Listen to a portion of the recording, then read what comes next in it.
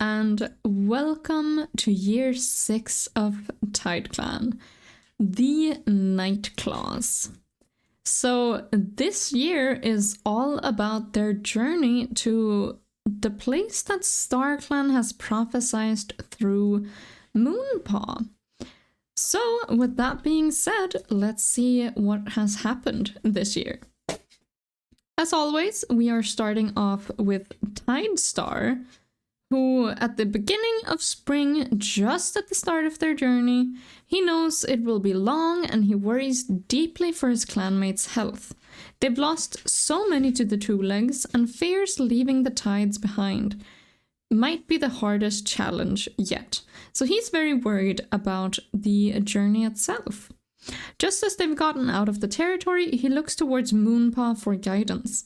It feels weird to ask such a young and inexperienced cat who, well, wasn't even a clan cat until like a couple of days ago, considering she was grown up outside the clans.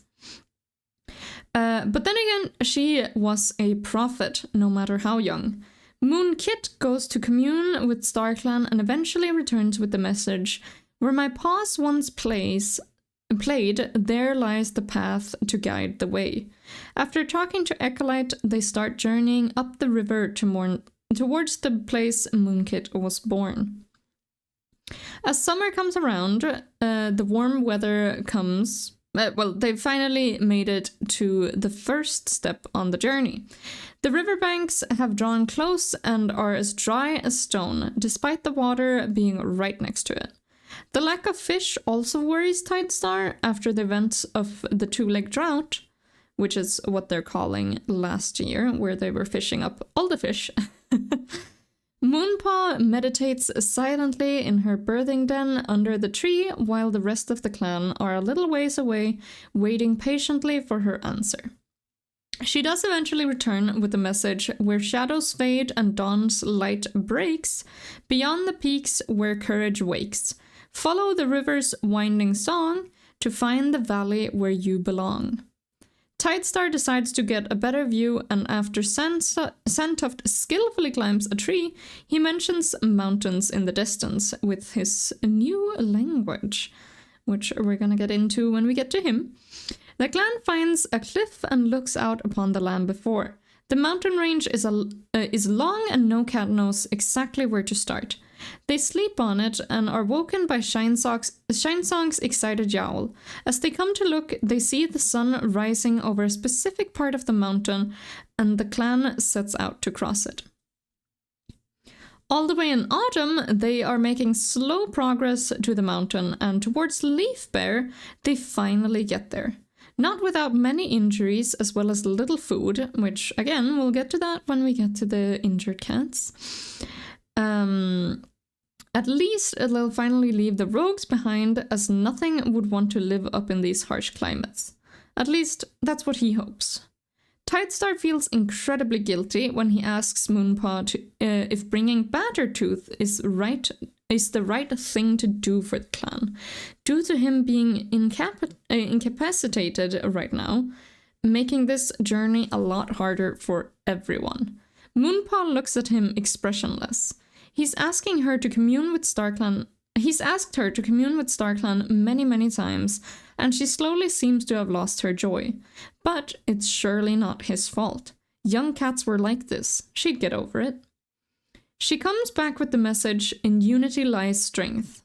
Tidestar sighs in relief that he's doing the right thing and dismisses the apprentice. She doesn't leave, however, and her expression suddenly becomes cold. Her voice seems to echo across the walls. "Tidestar, beware the relentless pull of the tides, for in the depth of the ocean a realm of shadows lurk, where even the most steadfast can find themselves adrift." She walks out of the den as if nothing happened, and Tidestar is left in shock, looking towards her. Winter finally arrives, and when a certain group of rogues are found to be following them, after a horribly eerie prophecy from Moonpaw, Tidestar pushes everyone to get out of the mountains. So the Nightclaws have basically followed them, which is not helping Tidestar's whole mind. When they find the river that StarClan had told them about, they start following with the stream, hopefully to get away from the rogues. Despite them leaving Shellburst behind, believing they were all dead, it's not long before she gets back, telling them that Grim and his rogues... Tidestar refuses to admit it, but it was his fault that the mange pelt was following them. That night, he dreamed of killing the leader of the rogues, the Nightclaws, 2 years ago, finally ending the brutal battle. A young kitten had walked in on him, as he strikes the last blow. His eyes had looked up at him with terror. Tidestar had yelled at the kitten to leave, but suddenly a much larger cat walks out of the shadows, almost wolf-like in his movements. Yowls echo around him as Grim leaps, teeth meeting his throat, and Tidestar wakes up gasping for air, holding his paw towards his throat. Moonkit's perspective in all this is that she was the last apprentice to be named in the old camp. She was named Moonpaw and assigned to Whitefoot despite the deputy's injured leg. Her mentor is shocked when Moonpaw asks about her ghost sight, and she explains that Splashdust had told her. She explains how it was hard during the two-leg drought as she saw many of her clanmates' spirit roaming around. Many looking sad, although she couldn't reach them like Moonpaw can. She still sees them every now and then. Moonpaw often finds herself distracted during training and accidentally gets her claws stuck in the moss they were supposed to gather, completely shredding it. When Whitefoot asks her about it, goodness gracious. Moonpaw doesn't feel like she can give a straight answer. Moonpaw is grateful Whitefoot is her mentor. She helps her with feelings of inexperience and worthlessness. Then that she's been feeling due to having the pressure of the entire clan on her shoulders. She knows StarClan will guide them to safety, but how many cats will die before then? Summer comes around and Moonpaw and Whitefoot are out training in the area when an uncommonly aggressive fox they run into. It ends up mauling Whitefoot and biting Moonpaw. They only survive due to a patrol of Shinesong, Magpiesnap, and Cloudskipper, as well as Streamstem arriving just in time. They chase it out, but not without Magpiesnap getting a mangled leg. In autumn, Moonpaw got a sprain fighting the fox that invaded camp as well. Did not have a good time with the foxes this year, I can tell you that much.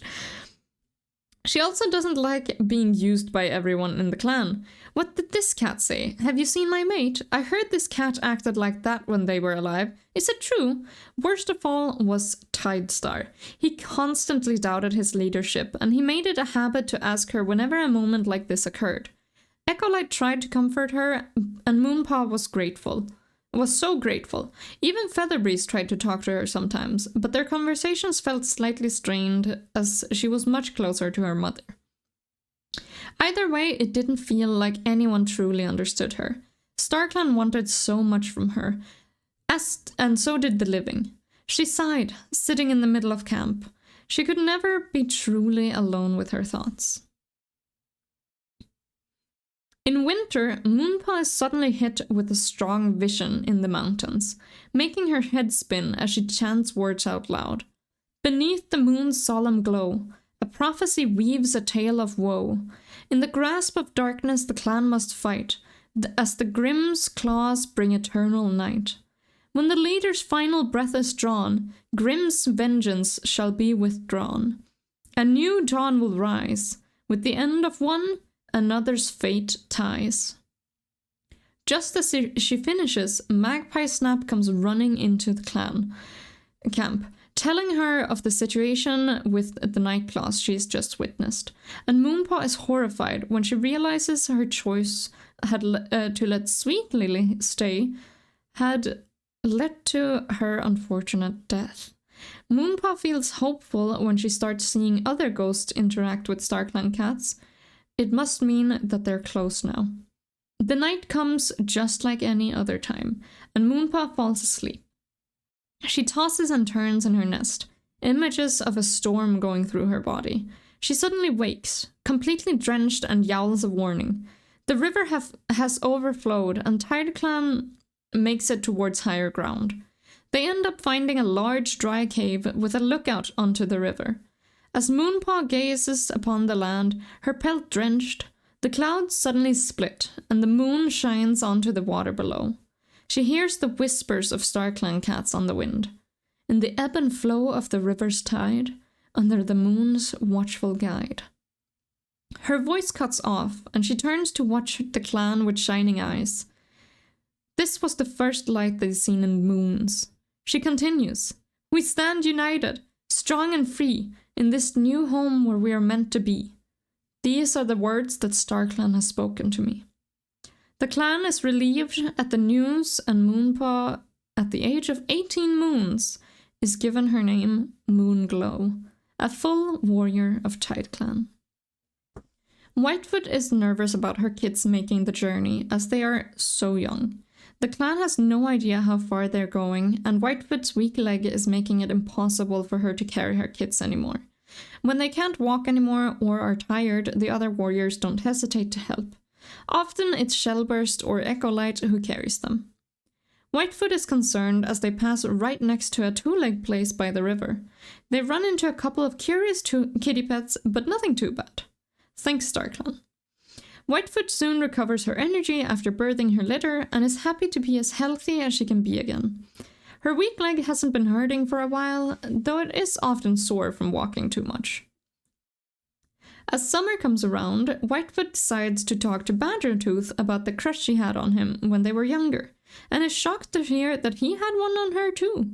Purring with laughter at the slight confusion, she asks why he hadn't accepted, where Badgertooth refuses to answer and looks away shamefully. Whitefoot realizes that Tidestar is old.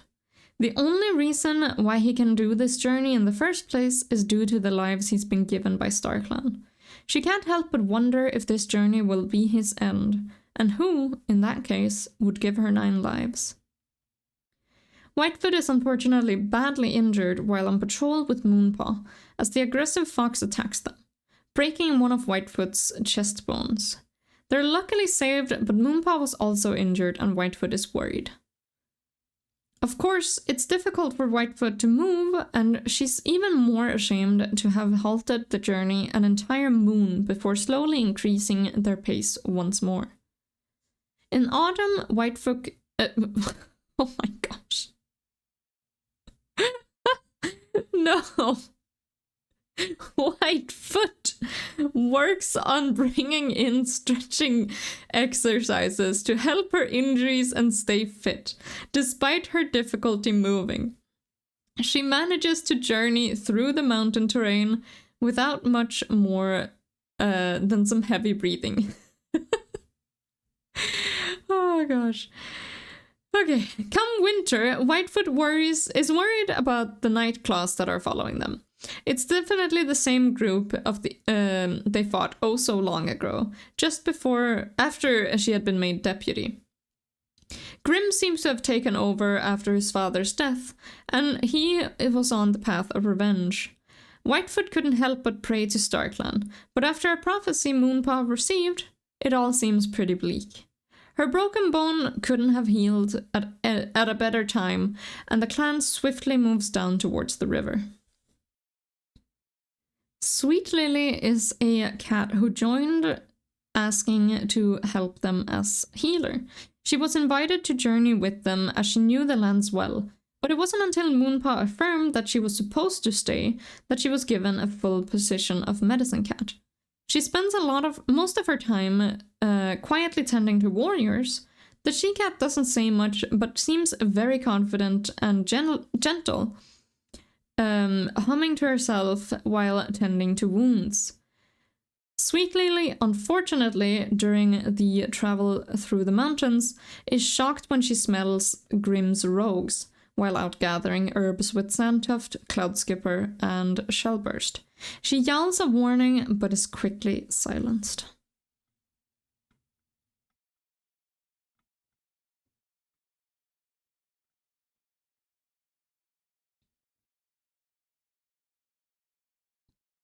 Cloudpaw starts the year very, very sad, as he's not only leaving his adoptive dad, Bloodheart, but also his favorite fish, trout. He's been craving it for moons before they left, and now there was no chance of him ever eating it again. It filled him with deep disappointment. When the clan takes a break to help Claudette, Cloudpaw gets the opportunity to explore a little. He quickly realizes that the river seems to be deep enough for larger fish to inhabit, and though it takes him all the way till they're just about to set out again, he catches the smallest trout the clan has ever seen. But they all purr as Cloudpaw runs around in joy for the next moon or so, as he realizes that freshwater fish exist. Eventually, it gets a bit tiring. Cloudpaw also really likes Frostkit and wishes the she-cat would grow faster so he could show her all the cool things he's learned. Come summer, Cloudpaw is actually proud to be named Cloud Skipper at the age of 14 moons. He blames his late warrior ceremony on the journey and Tidestar being stressed about keeping everyone together. In autumn, during a particularly windy stretch through the mountains, Cloud Skipper chokes out a cry for the help when a tree falls on him, crushing his tail. Panicked, he gets help digging it out, and they continue to journey unable to stop, even with an injured clanmate. In winter, however, Cloud Skipper, of course, is on the patrol that unfortunately run into Grim and his rogues, and he barely has enough time to panic before the rogues' claws were on him and he wakes up in StarClan. Featherbreeze is so thankful for having Echolight back again, and relieved that their secret is out. Since StarClan has blessed their kit, Moonkit, Tidestar said he would not meddle with their decision. However, he had warned them that a second litter would result in harsher punishment.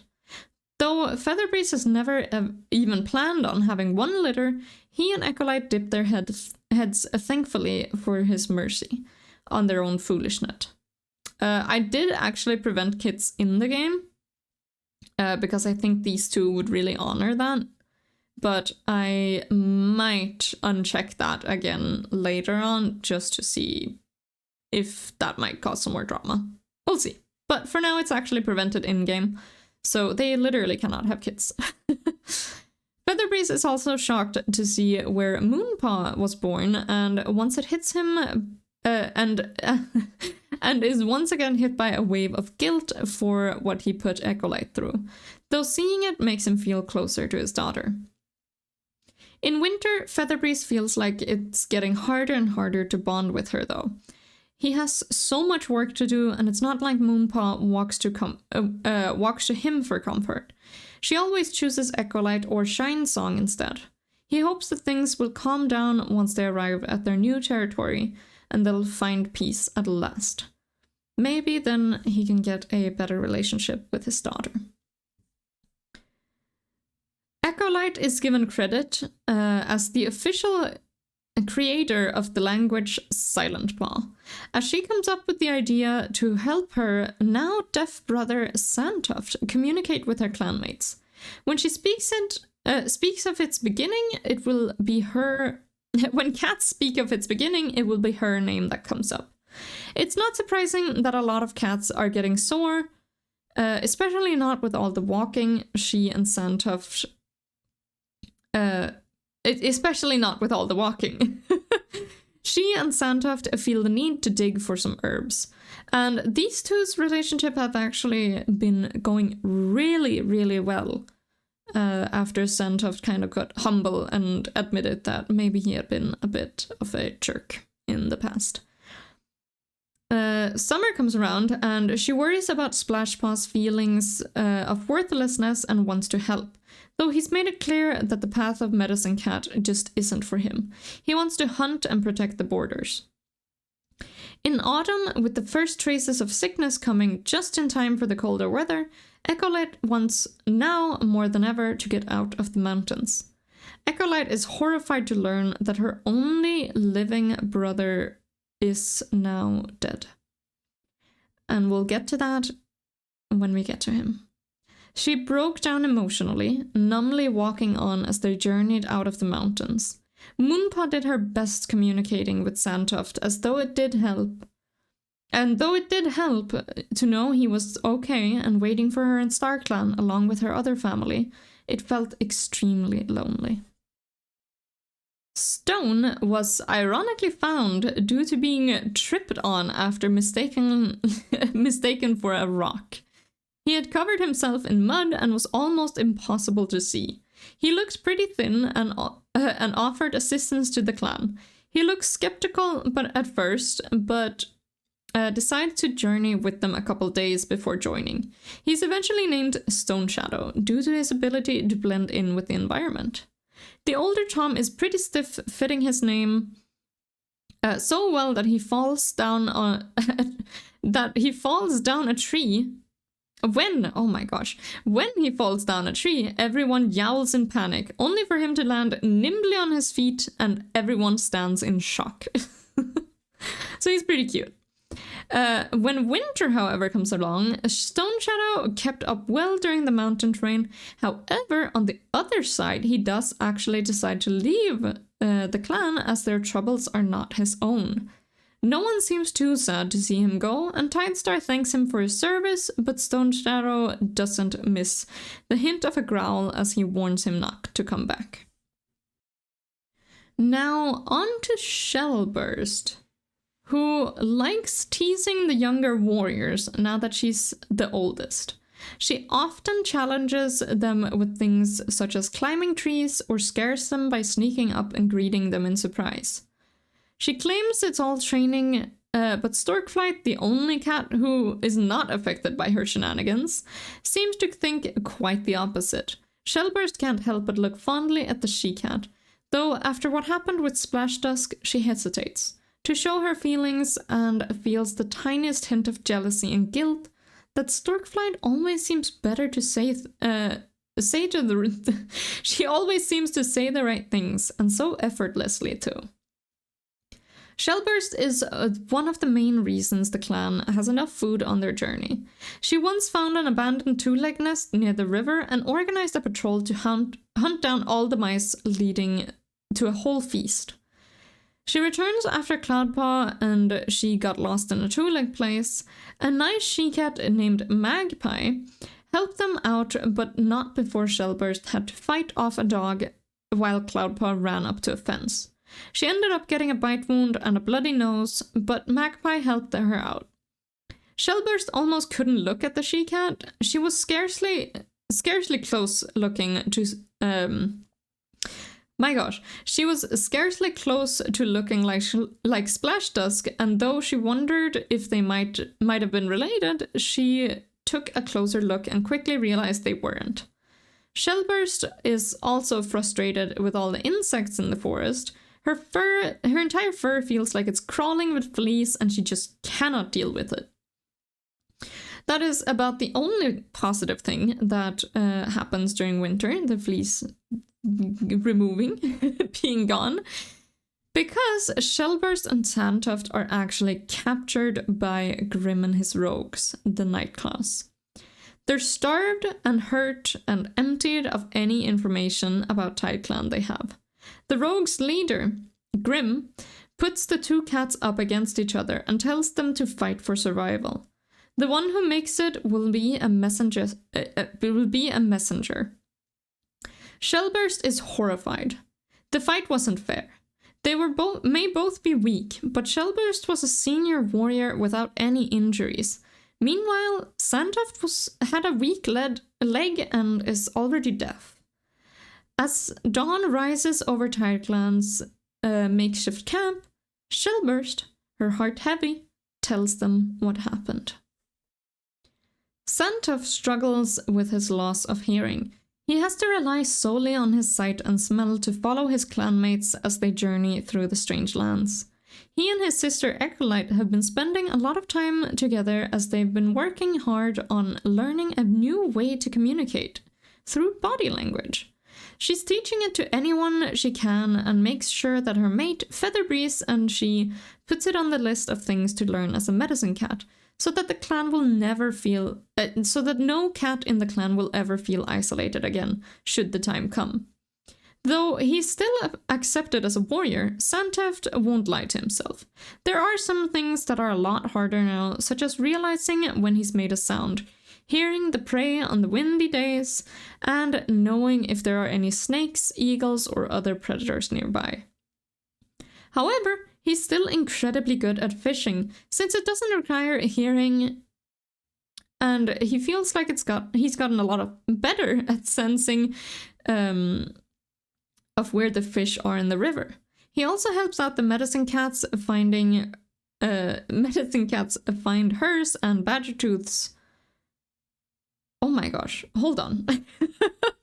He also helps out the medicine cats and Badgertooth making nests, as well as playing with Moonpaw. That one he's become a master at. Oh my gosh, yeah, he absolutely loves his sister's kit, Moonpaw, and they actually have a very good relationship, so that's really cute. Sandtuft has been working hard to provide for his clan, and now that they've left the river behind, he can't really hunt very well on land, but he and Badgertooth have gotten really good at communicating through Silent Paw, and it really helps Sandtuft feel more at home in the forest. The two Toms have gotten really, really close, and Sandtuft knows it.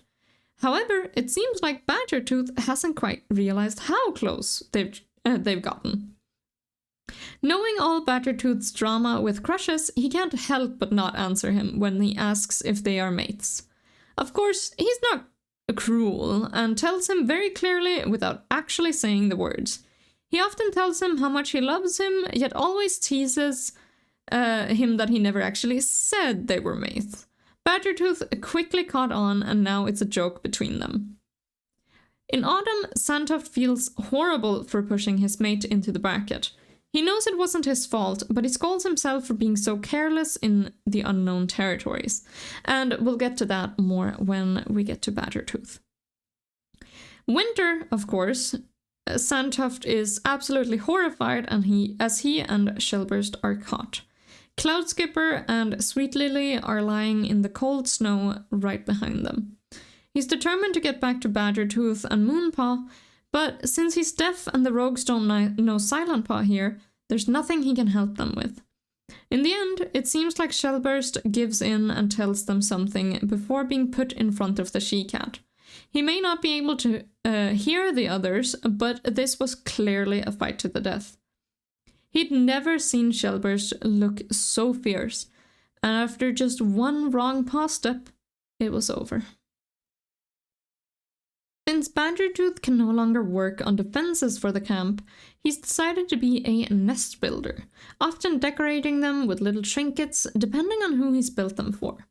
He also keeps an eye on the weather and warns when to take a break for the kitten's sake. During the stretch where they were all walking near two-leg nests, Shinesong finds a kitty pet who needs help. Badgertooth goes on the patrol and is almost chased off by a fierce yet amusingly uncoordinated kitty pet who is defending her garden. In summer, Badgertooth talks to Whitefoot about some crushes. He mentions his crush on Streamstem and immediately regrets it as the she-cat teases him about it. She quickly becomes more serious and genuinely encourages him to tell the Tom. When he does, and Streamstem awkwardly says that he just sees him as a friend, curses. Badgertooth always seems to have bad luck when it comes to finding a mate. It turns out, however, Badgertooth and Sandtuft have built a very strong bond after his injury resulting in permanent deafness. Badgertooth was one of the first cats who learned Silent Paw and loved communicating with him. He had really changed from the aggressive warrior Badgertooth remembered. It wasn't long before the clan cats clan cast them side glances, and he finally realizes just how close he and the Tom have gotten. When he tentatively asks Sandtuft if they're, mates, Sandtuft snickers and just rolls his eyes, smiling as he walks away. Now, Badgertooth is really confused. Badgertooth was on a walk with his, eventually he found out, mate, when they started frolicking and fighting. Sandtuft pushes him into some bracken, and Badgertooth suddenly yowls. A snake was hidden in the grass, and Sandtuft had to drag home the unconscious body of his mate, praying to StarClan that he would be okay. As the poison remains in his and his clan has to drag him through the mountains in a stretcher, often going the long way around due to inability of getting his stretcher through the terrain, Badgertooth feels incredibly worthless and wonders if this is even worth it, and if he's unsure, as he is unsure if he'll even survive. It fairly quickly becomes possible for Badgertooth to properly move without too much of a strain, and he's relieved that the venom is out of his system, as well as not being a burden on the journey. Blissfully unaware that his trusted leader was considering leaving him out in the cold, alone. Badgertooth is also absolutely horrified at his mate's death. Despite what Shellburst is saying, he's sure it wasn't her fault. He seeks comfort from Streamstem, but the Tom quickly rejects him, saying they just won't be mates. Badgertooth is shocked. He had no such intentions. He just lost Sandtuft, and now his friend didn't even want to talk to him, at the risk of, wanting something more? On top of everything, he's the reason why his apprentice got a nasty bite wound towards the end of the year. He feels so hopeless, and it doesn't seem like his clanmates are doing much better. Shinesong is the first to hear the weak yowls of help. She rushes towards the river bank and finds a bag with a cat stuck inside. She gets help, and they open it to reveal an elder called Claudette, with a broken bone. He says his two legs threw him in, and he needed help to get to safety. Though some of the cats were uncertain to leave the river behind to find the old Tom's shelter, they eventually split into two groups. One dragging the stretcher for the old Tom and helped him get to the nearby two-leg place where he would be properly cared for, while the others stayed by the river, waiting for their return. Naturally, Shinesong helped the group take care of Claudette, who it turns out was an amazing talker as they were dragging the stretcher. Maybe a little bit too good. As they near the place where Moonpaw grew up, Shinesong tries to look for Gorseclaw, hoping she would catch the scent, but is disappointed when the she-cat seems to have moved on. When the journeying cats have take a turn towards the mountains, Shinesong is surprised to see how many more rogues there are in this area. They run into a couple fights or have to chase off some, but it's nothing they can't handle, as the rogues often aren't more than 2 or 3. Autumn comes along, and Shinesong chases off some random weird creatures on the mountain. She doesn't know exactly what they were, but their long bodies and sharp fangs made her shudder. She's later the first case of sickness on the journey. She jokes about hopefully being the last as well, but doesn't like the worried look in Echolight's eyes. Winter, thankfully, Shinesong soon recovers, and it doesn't go much beyond white cough.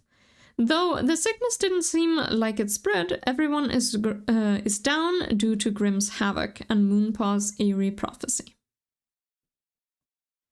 Magpie helped out Shellburst with fighting a dog before then helping her and a Cloudpaw out of the two-leg territory.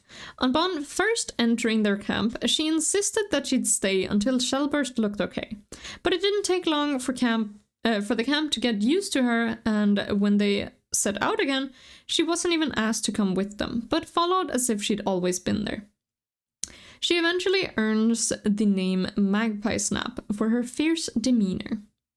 Magpiesnap's tail was badly injured by a loose dog in the forest.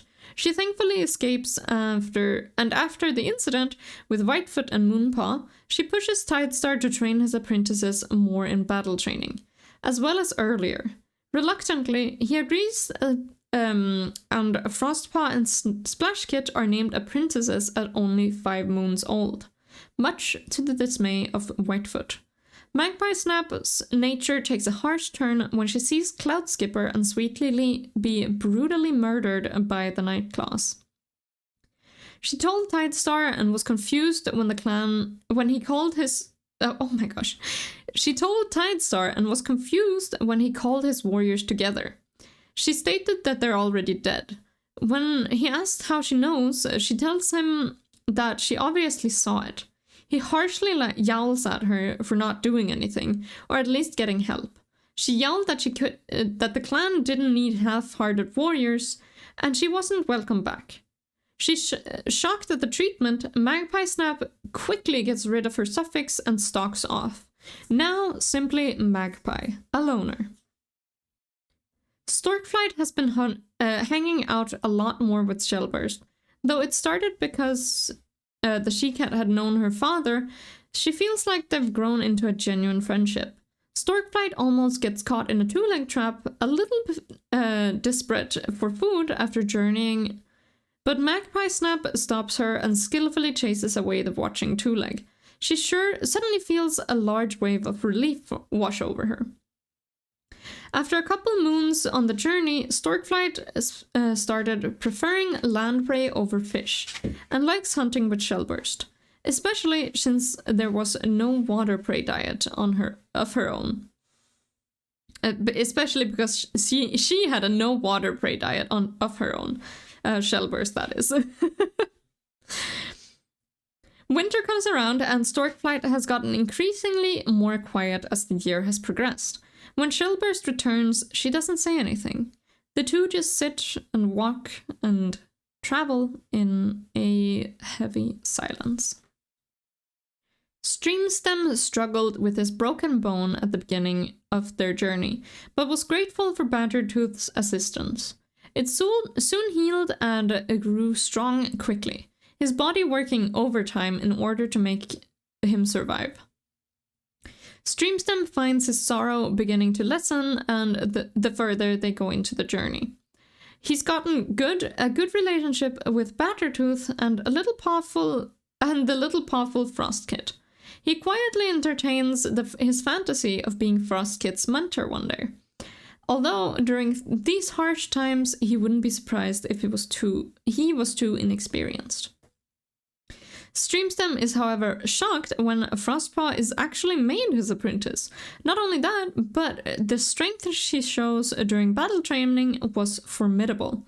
And after an incident with the rogues, Streamstem is concerned about Frostkit's ability to protect herself. They work hard and training complicated techniques, especially for such a young apprentice. And Streamstem is impressed despite the sprained paw he earned from their sparring. Streamstem also awakes in the middle of the night due to the smell of fox one day. He yowls an alarm, his tail, however, he yowls an alarm and charges. However, his tail is mangled before his clanmates come to help.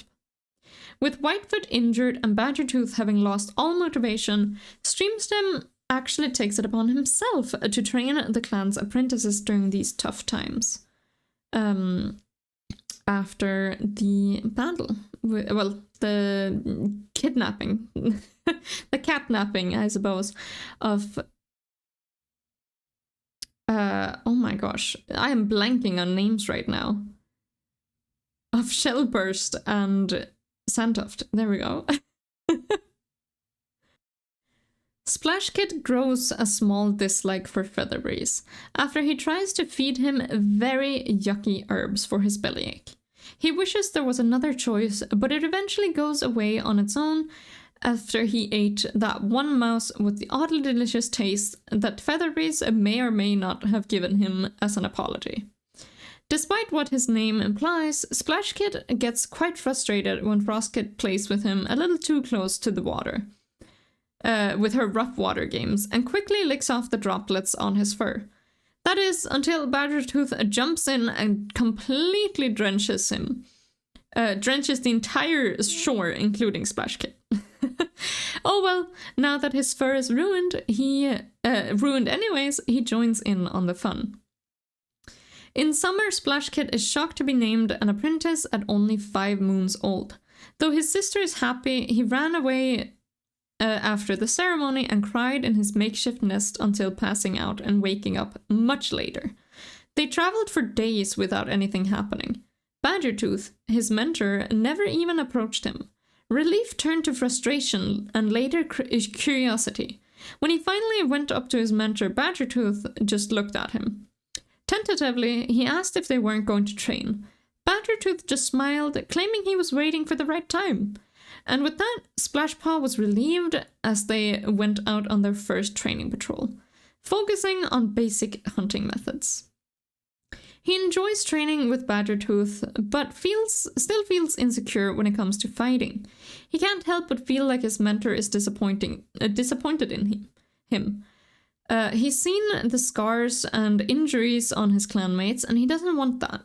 But he still wants to hunt, and can't there be an in-between? Just before they left for the mountains, Splashpaw says goodbye to a young loner he'd met not too long ago. The two had one last play tussle before laughing goodbyes for the third time. The clan looked uncertain, but didn't say anything as the apprentice's small piece of happiness on the journey. Splashpaw was affected badly by all the death in the clan, and both he and Badgertooth zoned out during a hunting patrol. This is when Splashpaw is the first to smell a fox, and instinctively he jumps in front of the fox and his mentor, earning a nasty bite in the process. The apprentice whimpers through the pain, but it's not long before Tidestar pushes on. Without the proper care and time to heal, Splashpaw dies due to his injuries. While getting a badger ride from Echolight, Frostkit suddenly leaps off and landing on a log and calls in triumph at her skill, before slipping on some of the moss and falling onto the ground with a thud.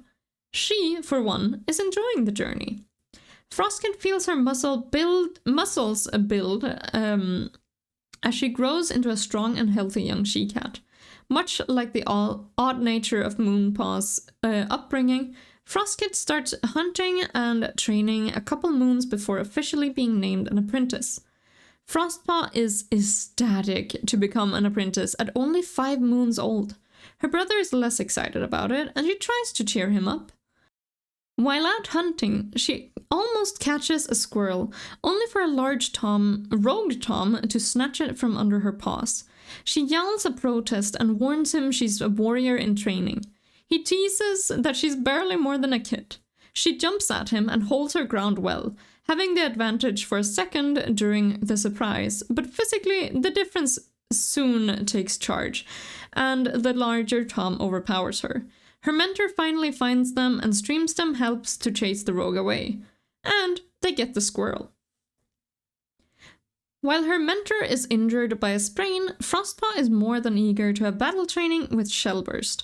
She learns a lot and even earns a couple compliments on her technique. Frostpaw carelessly gets caught by 2 legs. She puts up a fight but is given an injury, and it doesn't hurt as much as the bite from the rogue, but she still feels dizzy. After a couple of days, she starts feeling much better, and to her surprise, the 2-leg releases her. She quickly finds her clan again and admits to her own recklessness. Streamstem orders her to relax for a couple of days, which honestly was much worse than any punishment Tidestar could have given her. However, towards winter, when her brother gets injured and dies, Frostpaw is absolutely furious at his death. She was next to him the entire time he was injured, letting him lean on her and giving him extra prey despite the shortage. In the end, Tidestar's careless decision led to her brother's death, and she would never forgive him. She started thinking that they should just get rid of him as the leader and leave him for Grimm. After all, wasn't that the same type of sacrifice he made for her brother's death? So yeah, there we go, you guys. That is year 6, and I am excited to show you guys what happens in year 7 because there's actually I will say there is a animatic kind of plan for that year. So if you guys are excited to see more of Tide Clan and these absolutely crazy adventures they go on, then please do consider subscribing. And with that being said, I hope you guys are having an absolutely wonderful day, and I'll see you guys next time. Bye bye.